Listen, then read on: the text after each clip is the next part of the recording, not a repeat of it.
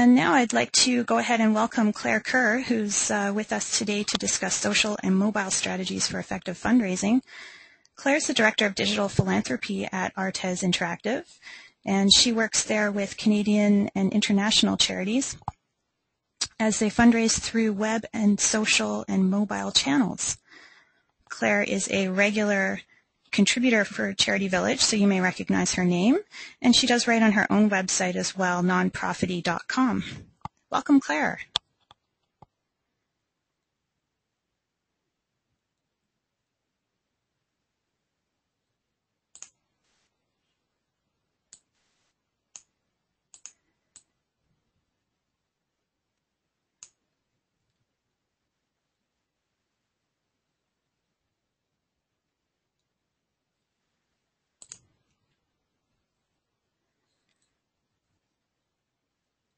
Oh, and it looks like we had a slight problem with Claire being on mute, so we're just going to fix that up for you.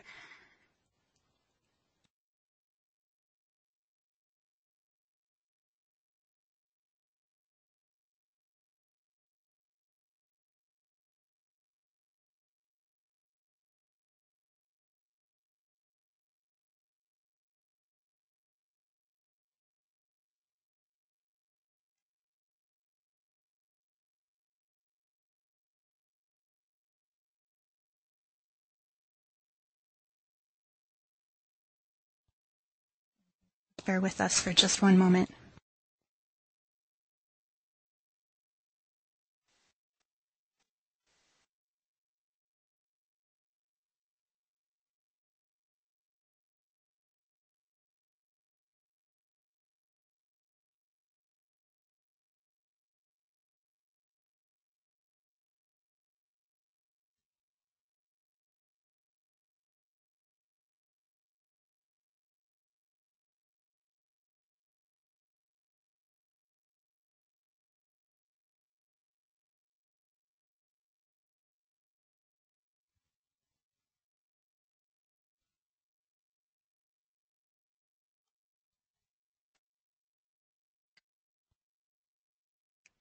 There we go, Claire. We should be able to hear you now. Hi there. I think I'm unmuted. Sorry about that, everyone. Wonderful. Thanks, Marina. This is especially ironic because we had to cancel the last version of this webinar because I actually lost my voice. I got a really, really bad cold and lost my voice, and so that's why we're having it now. So thank you to everyone who re-registered and is now on the call. Woohoo! All right, we're ready to go. So you've been staring at my face for a while, so don't worry, I'll correct that. Don't look at me. This is me on Google+. If you would like to tweet during this session, we always love that. On Twitter, I'm Snot4Profit. You can also follow my company, Artez Interactive. We are at Artez Online. And, of course, we have lots of free white papers, webinars, and events. And if you want to hear about them first, go to facebook.com/Artez Interactive, like the page, and you'll find out about all our resources that we have for charities and nonprofits in Canada. So I'm really excited to be with you. I'm just going to practice my advancing of the slides. Okay, cool. So this presentation is a modified presentation from a session that I did at AFP this year. And so there's quite a lot of content, but hopefully we can have sort of a top-level look at things in this session. But as Marina mentioned, if you do have any questions, please go ahead and chat them in the chat box there on the right at the bottom. And Marina and I will collect them up. Maybe we'll have time for questions at the end, or you can always get in touch with me, and my contact information will be in this presentation. And hopefully we'll have a really good and lively session. So we're talking about social media, mobile tools, and fundraising. And one of the things that I always like to sort of set up first is the things we're not going to be talking about in this session. So the imaginary things that really don't affect most charities and nonprofits. Stuff like situations like a viral crowdfunding campaign. So for instance, the bullied bus monitor, or having Ashton Kutcher, there's his picture incompetently pasted in my slide there on the left. Having somebody like Ashton Kutcher promote your cause on Twitter, an unexpected sort of disaster or something like that that's really a once-in-a-lifetime type event, or vote to win contests. There's so many of those that are running right now. You've probably seen them. like the Pepsi Refresh Challenge or the Aviva Challenge, where you have your social media supporters vote for you to win a grant and that sort of thing. A lot of these are what we would consider outliers and are not really applicable to most charities, and so we're not going to talk about them in the context of this presentation. But what we are going to talk about are 6 really big trends right now that we're seeing not only in the charitable sector but also in industry that involve how you can raise money using social media and mobile technology. So we're going to look at social login. We're going to look at online videos, so popular in Canada. We're going to talk a little bit old school. We're going to talk about email integration. We're going to really look at how people that are supporting your cause are using mobile devices. We'll talk about social ads. I know one of the questions I get the most, either in the workshops I do or at conferences, is tell me more about social advertising and how that works. I know that we're really interested in that. And visual storytelling. So those of you that love memes, love Tumblr, love Pinterest, that's a section for you. And speaking of that, if you're wondering what's this image on the back there of the screen, hey guys, it's MySpace. MySpace is back, right? Can you believe it? It's 2013 and MySpace is relaunched. So only a year ago, maybe, we would be laughing about MySpace, sort of going, it's gone the way of the dodo. We're on different platforms now. This is how quickly stuff changes. Here, MySpace is back. Everyone's talking about it. Only a year or 2 years ago, hardly anyone was talking about Instagram, and now everyone's talking about Instagram. And in Canada, in particularly, especially for nonprofit professionals, LinkedIn is rising again. So we're talking so much about LinkedIn. So this is how quickly things change. It's a really interesting time to be involved in social media. Okay, so for the context of this presentation, we're going to go through those trends I just mentioned. We're going to talk about the big trends, and then for each one, there's going to be some little tips and takeaways that you can apply to your charity or your nonprofit organization. And just to sort of set the scene here, I really love talking to Canadian audiences because we're special in so many different ways. And this is some data that's relevant to us, and it's great to have Canadian data for a Canadian audience. This is from Ipsos Reid's report, the Interactive Reid report. They looked at Canadians that are online, and so many of us are, the majority of us are obviously, and so many of us live in cities and in these urban clusters too, right? So we are more online than some other markets, especially like the U.S. How many of us have a Facebook account? 86% of us have a Facebook account. That is such a high number that Ipsos Reid actually calls that market saturation. We sort of have that joke that if you don't have a Facebook account by now, you just don't want one, sort of, that sort of thing.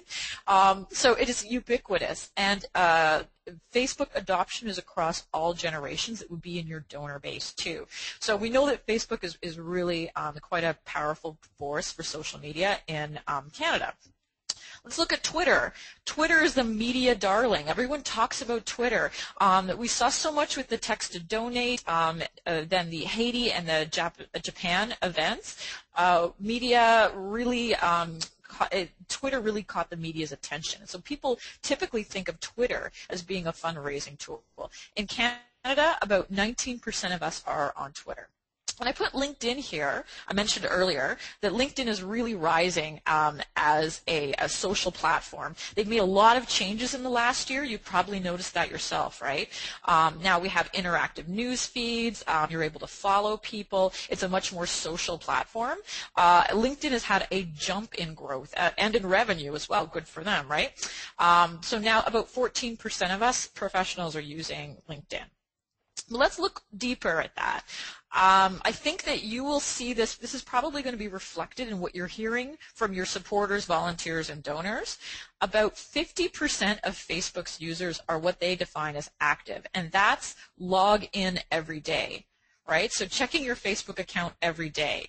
Only 27% of Twitter's users are defined as active, and that is having taken an action in the last 3 months. So it could have been if you just logged in the last 3 months and you followed somebody, or you retweeted something, or you posted one status update and didn't read anything, you would fall into that category.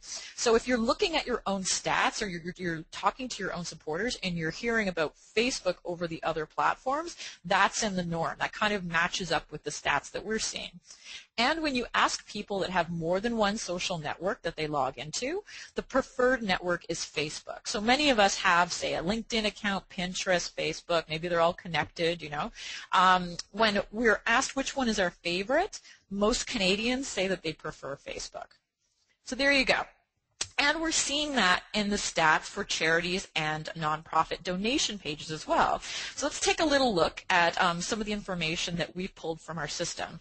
So we have millions of visitors to our platform. We have hundreds of different charities. And in Canada, we've noticed that Facebook is a top referrer to fundraising and donation pages for your organizations.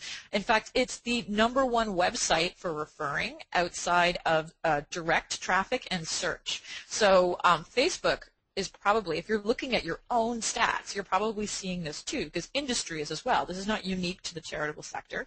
Industry is also seeing Facebook as being a big chunk of traffic. So 14% here is the percent of visitor traffic to fundraising and donation pages that we're seeing in Canada.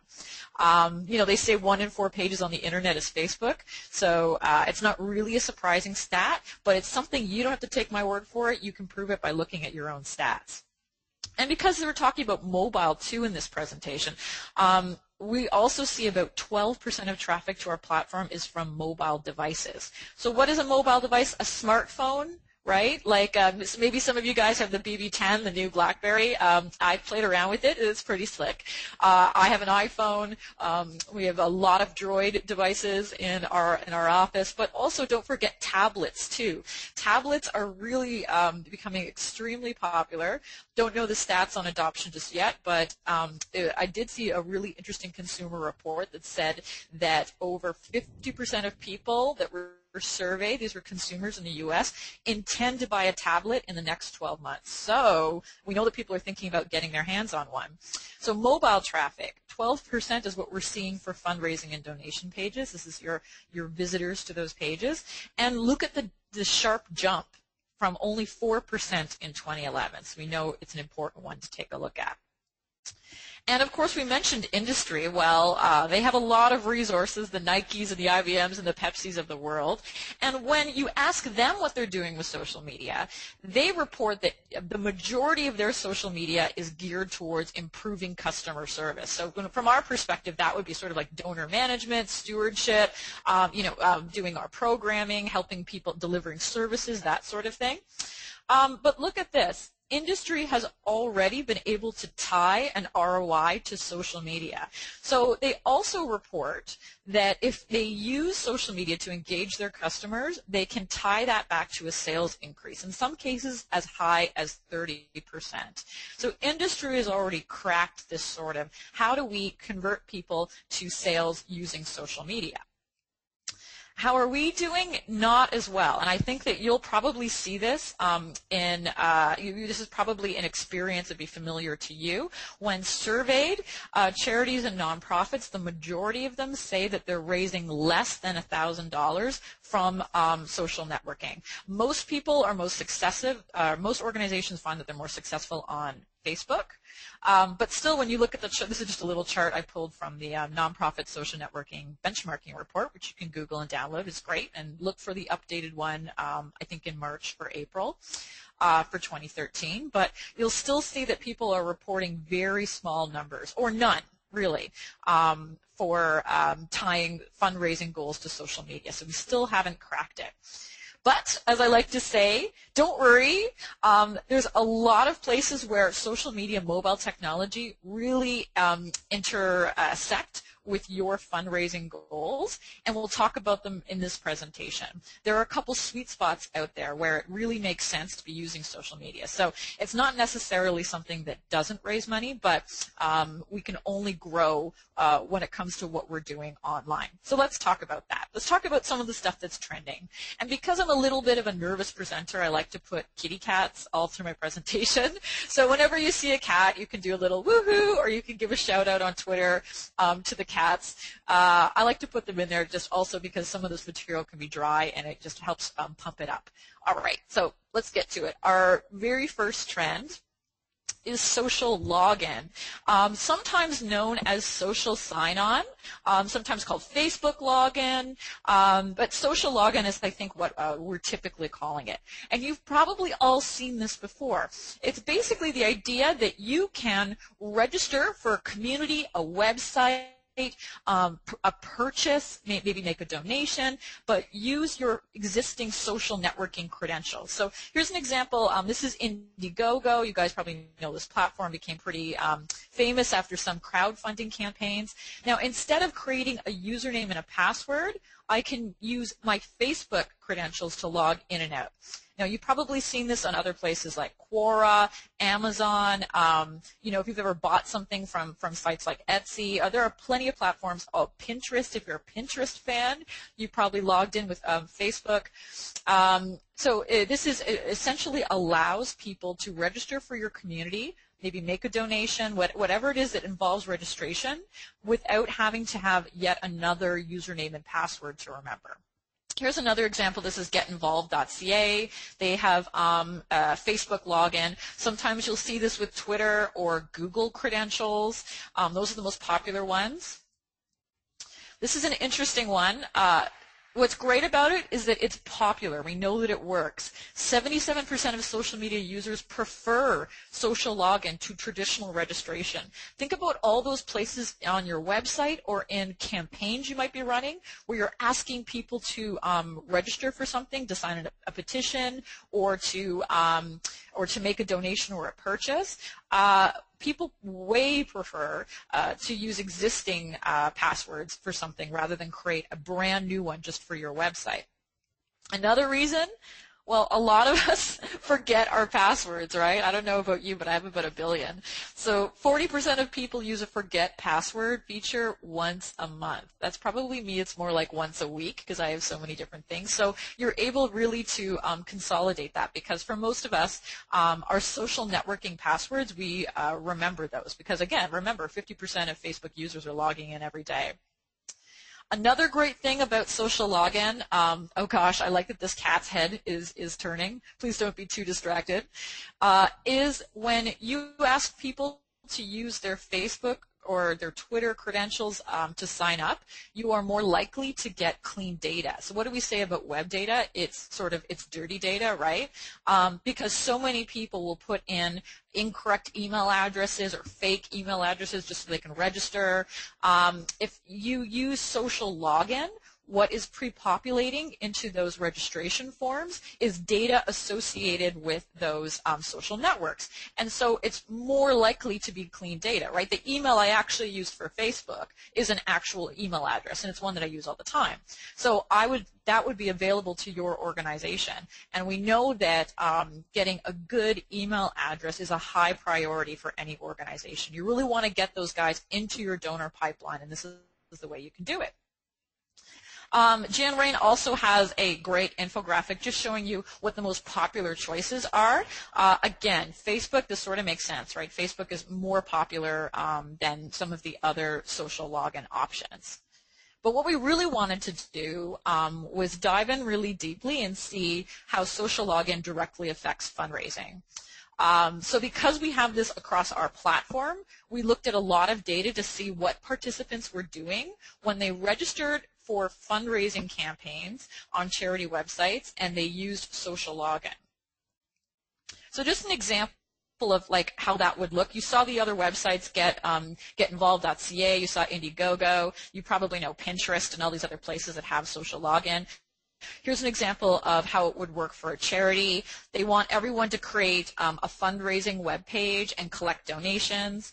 And here's the option to either use a username or password or use your Facebook account.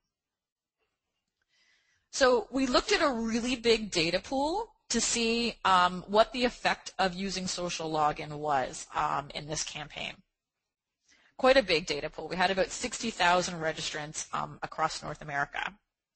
What we saw was that about 16% of people chose to log in with Facebook.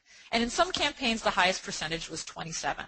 So that's interesting. For a new product or a new sort of idea, it was interesting to see that people were willing to do that.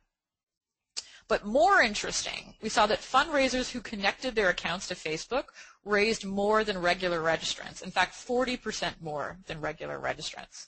And of course, you might wonder, do they maybe have just the people that like Facebook, maybe they just have richer friends? Actually, no.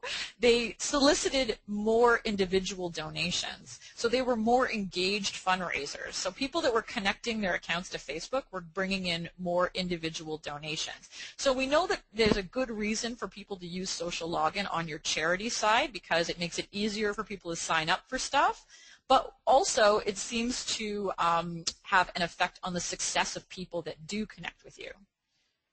We also found that people that registered using Facebook were more likely to activate as a fundraiser. They were more likely to raise over $0. So get at least one donation in. And you know from most campaigns when people are registering for something, you have about 50% will raise money, then 50% won't raise money for your cause. In this case, we saw that if they were connecting their accounts, they were much more likely. So the insight for your organization, if this is more than just allowing your supporters the option to share on social sites, we already know that that's popular.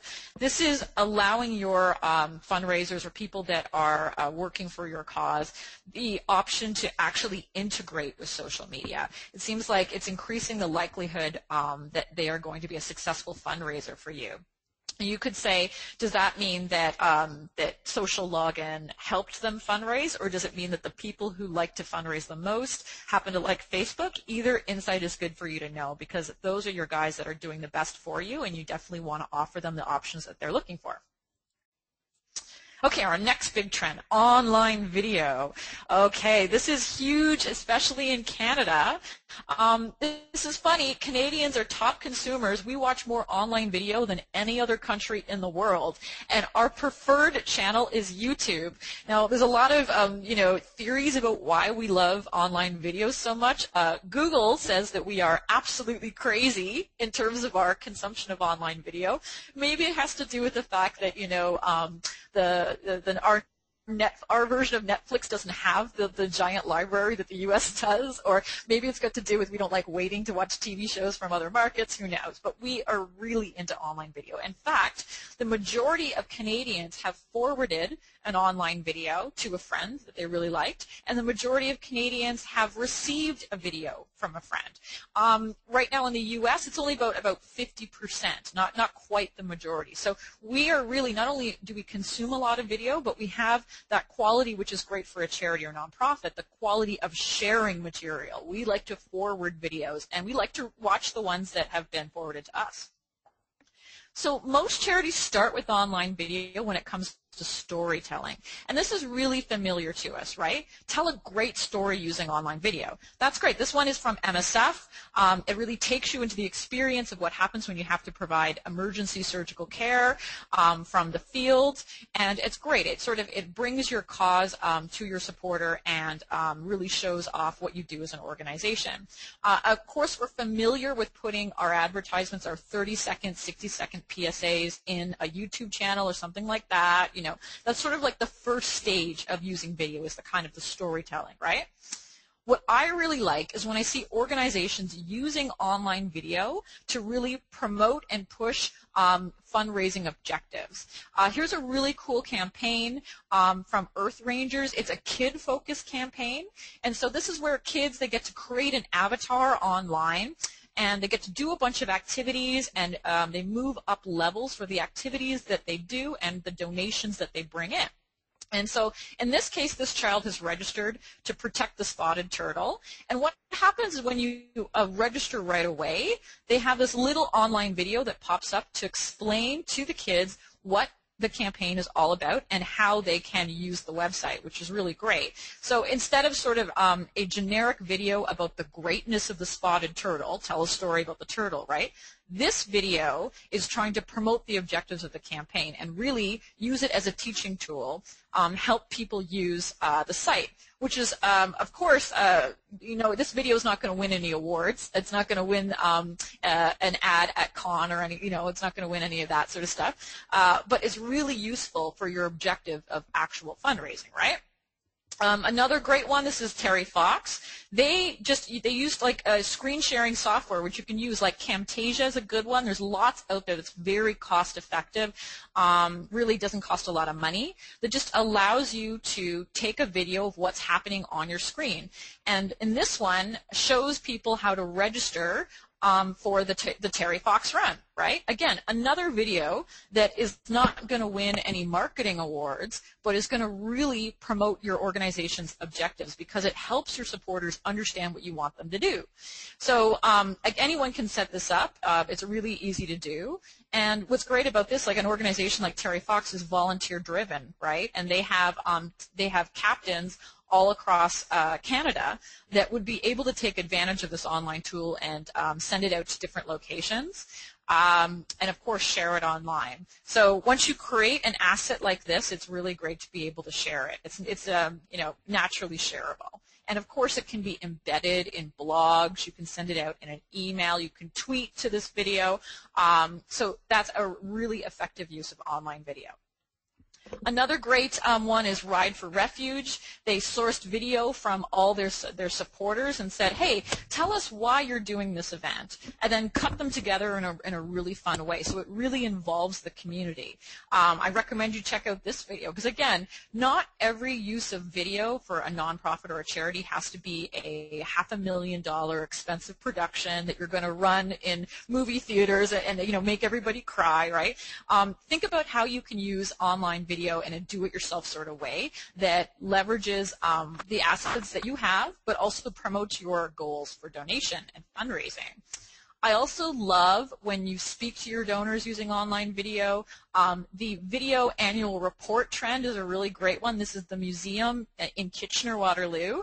They reported on all their successes of the year by just taking a video around the office and asking all the departments what they did that year, and created a great video. That's something, again, very cost-effective, excuse me, easy to do, cheap and fun, and popular as well. Do Your Thing in Australia, they didn't even have to have live video. They actually cut together a bunch of slides celebrating all the third-party events that had been done that year for the organization, showing an image and an amount raised, and put a great soundtrack behind it. So they didn't actually have to go and capture live video from all these people that had done great fundraisers for them.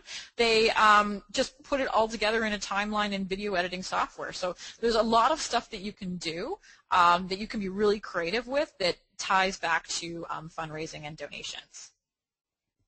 And for those of you that are really into the latest and greatest on Twitter, definitely check out the Vine app. I'm so excited that I see a lot of charities and nonprofits experimenting with this. This is an app that integrates with Twitter. It takes 6 seconds of video on your smartphone. So simple, right? Right now it's for iPhone. I think they'll be introducing for Android a little later on. Within a day of this being released, Diabetes UK figured out that they could make donor thank you videos for Twitter. And so here's a 6-second video that Diabetes UK made on someone's phone in the office, saying to a supporter on Twitter, thank you for the donation activity that you did this week. Everyone in the office applauding, you know, that sort of thing. A lot of charities are experimenting with this. It's a very simple platform now. It's great to see that online video is no longer going to bankrupt us. Right now, since everyone's phone is able to take video, we have apps like Vine. Look for it in the App Store under Vine app. It's a really easy for us to do personalized engagement with supporters using video. And another tool for charities should definitely be Google Plus Hangouts. So if you have your Google Plus page set up, you know, it's really easy to do a Hangout that broadcasts video, again, using the video inside your laptop or your webcam, no crazy expensive production, right? You could broadcast, say, a Q&A with an expert. You could broadcast from the field. You could do a fun prize giveaway, or you could do, you could bring in a supporter, or you could bring in someone who had benefited from your organization and do a thank you. You can tell a lot of great stories with just a webcam embedded in your laptop and using Google Plus. And what's great about a Google Plus Hangout, that's what they call it inside Google Plus, is that once you've broadcast your video, Google and YouTube, of course, work together, and it can be uploaded right into your YouTube account and made available online for people to check out later. Everything is becoming so seamless now. These tools are working together. You can even edit inside YouTube, of course, right? That it's no longer an enormous production to like go and take video on a camera, then take it off, and then edit it and put it up. All of these things are working together, and so it's great to see charities taking advantage of that. All right, email, our next trend. Seems like this is an old sort of weapon, but I think it's really important, especially those of us that are digital fundraisers and we're focusing so much on social and we're forgetting the power of email, to remember that integrating email with everything you do is really going to benefit your campaign. The average charity has 1,000 email addresses for every 103 Facebook fans. So we have a bigger database of people that are just sitting there in our database than we do on social, and so we have to remember that we have to address that audience. We also know that email has a higher response rate than social. We see that in a lot of reports. So it's very important that we remember that email is going to be, oh, sorry guys, I've just got some mechanical equipment behind me is being moved out. So hopefully, speaking of technology, right? So hopefully, be back with you just a second. Most generations also report that they want you to communicate with them through email. So every generation you see in this bracket, from the boomers down to the Gen X and Gen Ys, say that they really don't appreciate being marketed on social channels, but they do want you to reach out to them through email. So that's important. Very important to remember. Now, when we talk about integration, this is an interesting one. Organizations that combine email and social media find that they have a 28% higher open rate, which is a really good. And then if you look in this vertical response study, they looked at the industries that were integrating email marketing and social media, and they found nonprofits were doing this especially. That's great and good to know. So when we want to push people from one channel to the other, be it social to email or email to social, remember to integrate those two goals. And so when you sort of look at the first basic, like there's kind of a basic thing you could do, would be to, if you're doing something on social channels, let everyone that you can in your database know about it. So here's sort of like an obvious one. Here's a corporate sponsor. They're doing a for every X will Y up to Z type campaign for ovarian cancer research. And so they're sending out an email to remind everyone, go check out this Facebook campaign that we're doing, right? But it also work in a more sophisticated way. So the Red Cross has a Twitter team. So this is a bunch of influencers on Twitter that they've identified could be helpful when they have a message that they want to push out. And what they do is they actually script a message for their Twitter team. And if there's an event that needs everyone to be really active on social media, they'll use email to send out to their group of influencers and say, hey, this is what's happened. Here's some sample messaging. Here's a link to the specific donation form. Here's some talking points so you know what's going on. And they're using email to alert everyone and organize what happens on social media. I also think it's great when you remember that you have goals to get good data in your database even when you're on social. And so social can help you get those email addresses. We know that it's as good as gold to have an email address. If you can't get a donation, get an email address. And it's good to know that if you give people really good reasons for registering with you or signing up with you, they're more likely to give you their primary email address. So most people, when they subscribe for something, about 50% give their secondary email address. You know, that email address we don't really check that often. It's not our primary one. We're saving our primary one for things we really want to be contacted by. And so anything you can do to get your supporters to be more likely to give you that primary email address really helps your cause. And, of course, it works the other way, too. I love when I see people remember having a really integrated campaign and remembering that when their e-newsletter goes out, don't forget to mention on Facebook and Twitter, hey, did you see our newsletter? Did you see our latest appeal? Did you see our latest petition go out? And then linking to either the place where people can register for it or where they can see the online version. And it's good to know that 22% of us constantly share email contact with our social networks. So, it works both ways. I see something in email, okay, I'm going to click and share that on Facebook. If I'm on Facebook or Twitter and you've sent out an email, you want to be able to reach out to me too. So make sure that you mention it on both channels. Okay, mobile and social. So much stuff going together here. Little kitty on the tablet. Our next big trend. I don't really have to explain anymore that smartphones and tablets are really important in Canada because so many of us, especially professionals, we have that experience of either owning a smartphone or owning a tablet or probably both. Whether we have one for work or personal, it's all over the place now. And in fact, although you can still buy phones that don't connect to the internet, I don't believe manufacturers are making them anymore. So the ones in circulation that we have are soon going to become collector pieces, I believe. A lot of people think about mobile as text to donate. Text to donate is a pretty, I think we're kind of well aware of it now in Canada. I have some stats up here from mobilegiving.ca where you can see the short codes and keywords for organizations that have tried this. About 4% of mobile users have donated by text in Canada. That's a pretty low number when you think about how many people have a phone that has SMS on it in Canada. And when surveyed, 47%, so this was the biggest chunk, of donors were prompted by a television spot. So if you're thinking about a text-to-donate campaign, really makes sense if you are falling in a category that can take advantage of it. There's, critical mass. There's a large event that happens. You have a strong marketing campaign. For most people that ask me about text-to-donate, I remind them that you can go to mobilegiving.ca and see other charities that have tried it. Find one that's similar to your cause and size and get in touch with them and ask them, hey, how did the campaign work for you?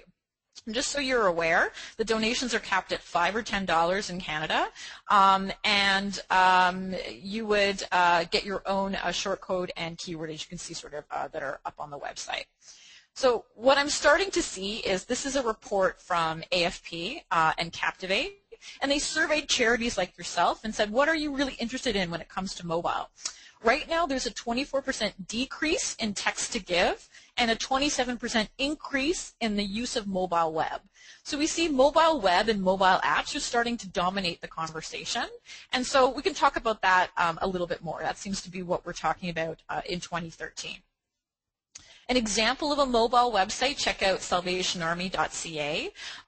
Mobile web or responsive design is really dominating the discussion lately. I would check out TechSoup Canada. They just did a really great webinar about the difference between responsive design and mobile design. Responsive design is the kind of website design that changes depending on your screen size, so it's responsive to the screen. And mobile web is a website that's built specifically for the mobile device, right? Both are good, and there's lots of things you can do, but one insight that's important to know is that now when people are starting to design, they're thinking about mobile first, thinking about the mobile user first, and then thinking about what the website would look like. So that's what's happening in industry. If you are starting from scratch building a website, consider doing it that way, where you think about your mobile audience first and then about what's happening online. We already mentioned that, we see 12% of traffic to your charity fundraising and donation pages is coming from these mobile devices.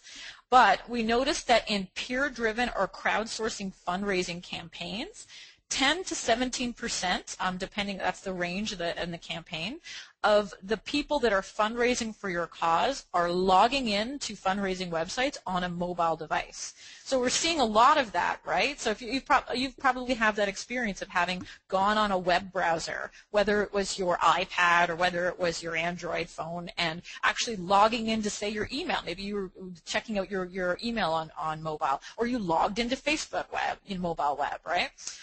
This is what we're seeing people are doing in fundraising campaigns as well. And accordingly, we're starting to see a rise in donations through mobile web. So this is not text to donate. This is someone actually going to a web donation form, typing in their user information, putting in credit card or PayPal.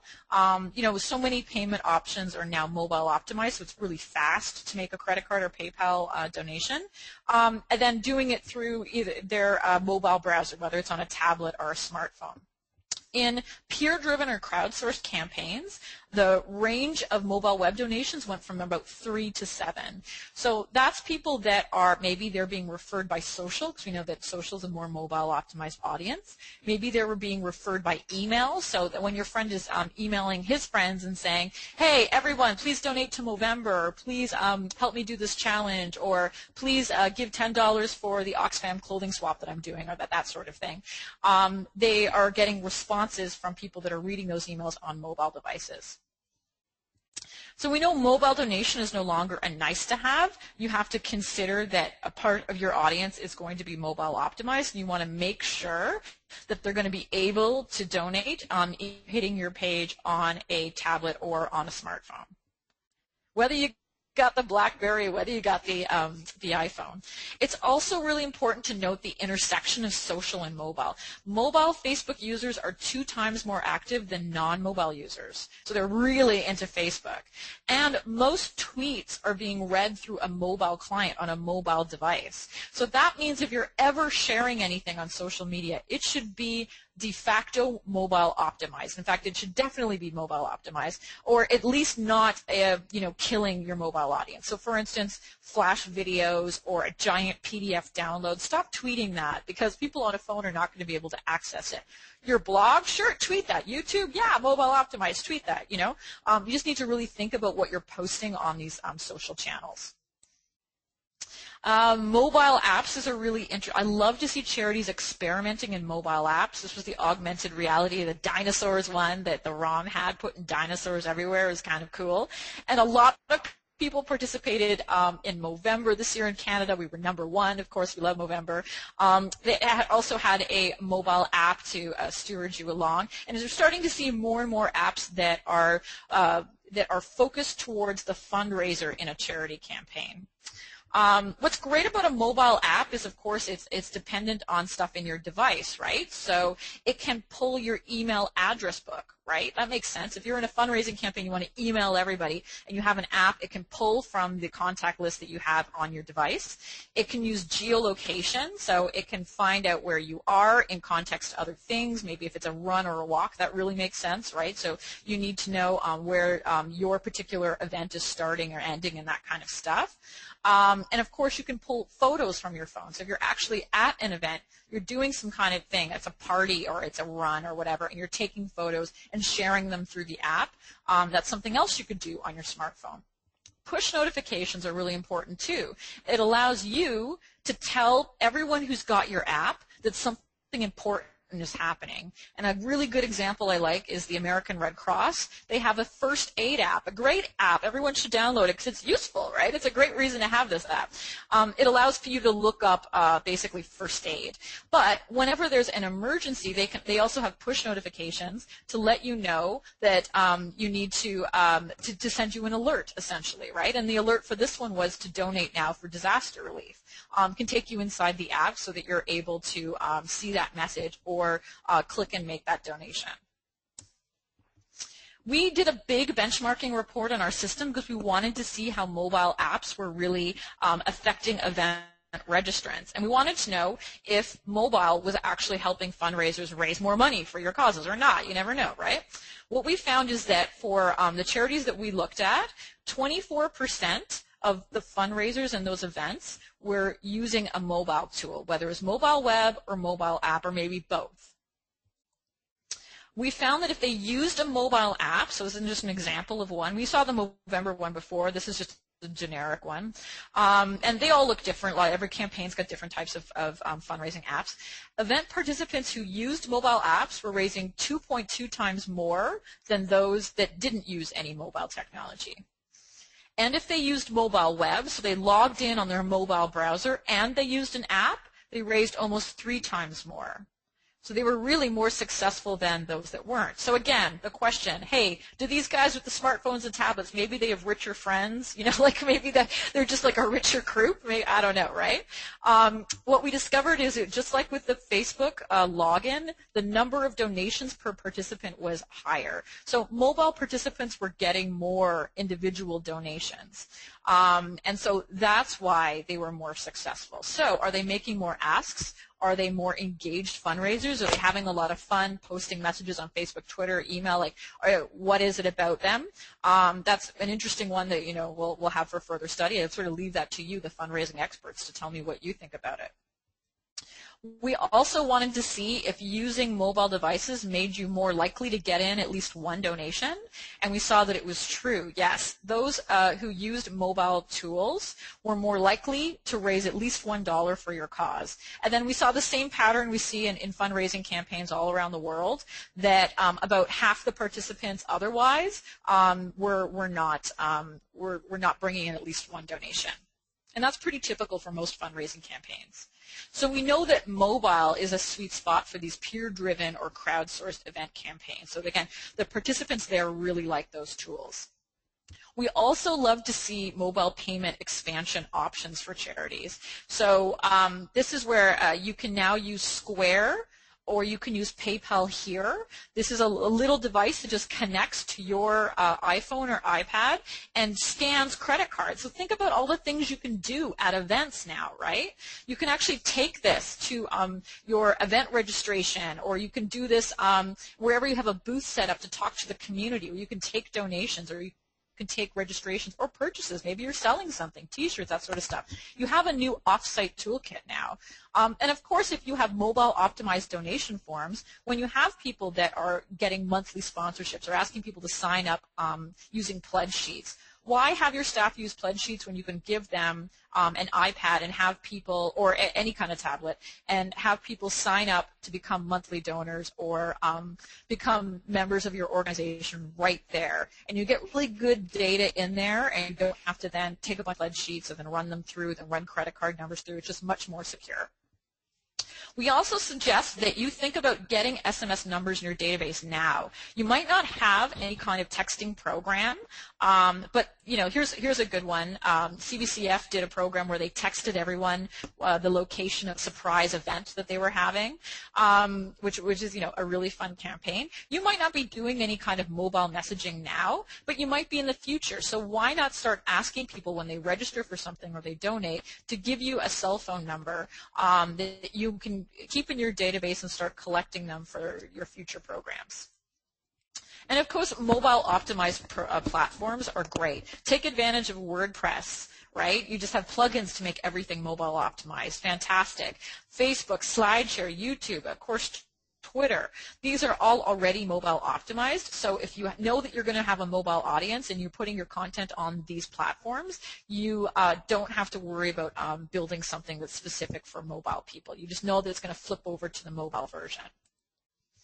Check out your website at howtogomo.com. I really recommend that. It allows you to test your website on sort of a little fake browser, a little Droid browser, and it gives you some good suggestions about how you can build a great mobile optimized website. So thanks, Google. Check out howtogomo. Social advertising. Social advertising, I think this is one of those things people sort of say, why do people stand on the street corners and ask people for money? People ask me that all the time. And I say, because it works, because they raise money. And the same thing with social ads. People say, why do I see so many social ads? Well, the reason is that they're effective. In many cases, they're really effective. We know that agencies and industry is spending a lot of money on social advertising. What I've seen a lot of charities become very successful with is the remarketing or retargeting trend. This is the idea that you're able to target ads to banner ads and that sort of thing on websites to people who have previously visited your website. So if you've ever done something like you've gone and you've visited the Sweater Day campaign or for WWF, or you visited World Vision, or you visited a campaign site there, and then later on you're on the Washington Post, you know, you're reading Huffington Post, you're reading the Toronto Star, and you're starting to see these ads everywhere following you around. That's a targeted ad using this technique. which is great because it's much better segmentation for your organization to be able to put your messages in front of people who previously visited. Facebook, we saw that big chunk of money that was being spent on social ads and Facebook by industry. We know that a lot of organizations have been successful testing out Facebook ads. One great thing about them is that they are pretty cheap and pretty cheap to test compared to doing a large-scale ad buy, and you have a lot of different options. You can run a campaign that is an ad that directs someone out of Facebook to your campaign website. That's more expensive, right? Or to your donation form outside of Facebook. Or you can run a campaign that is invites people to like your page. So you can use this as acquisition, right? Get more supporters on social channels.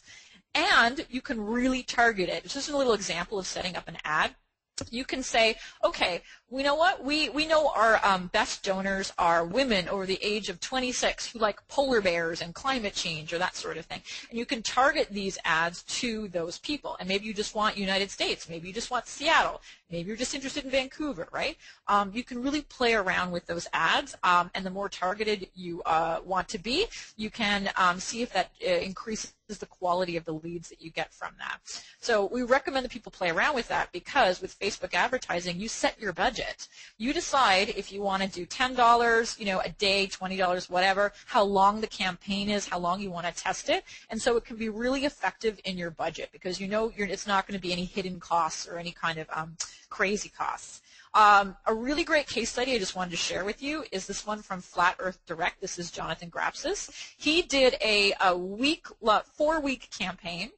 The budget was less than $4,000, and what he was doing was he was running Facebook and Google ads asking people to sign up for a challenge event, right? That's kind of a pretty strong call to action. It's not just like this page. It's register for a fundraising event. And what he found is that at the cost of $17 per participant, and when you did the numbers at the end, he got 193 new participants from Facebook, and each one of them generated about $55 in fundraising activity. So good ROI there, 3.2. So there's a great ROI for running that campaign in Facebook. And over on the Google side, again, for about $17 to acquire each 29 new participants, a much smaller group of participants required, but they each generated about $177 in fundraising activity for the organization. So the ROI was really big at 10. So the advertising on both of these platforms was really effective for acquisition, and a call to action is kind of a tough one, right? It's more than just like this puppy or sign this petition. It's kind of asking people to do some fundraising. So it was really interesting to see this campaign. And I would Google Jonathan Grapsis' case study on this if you want more information on that one.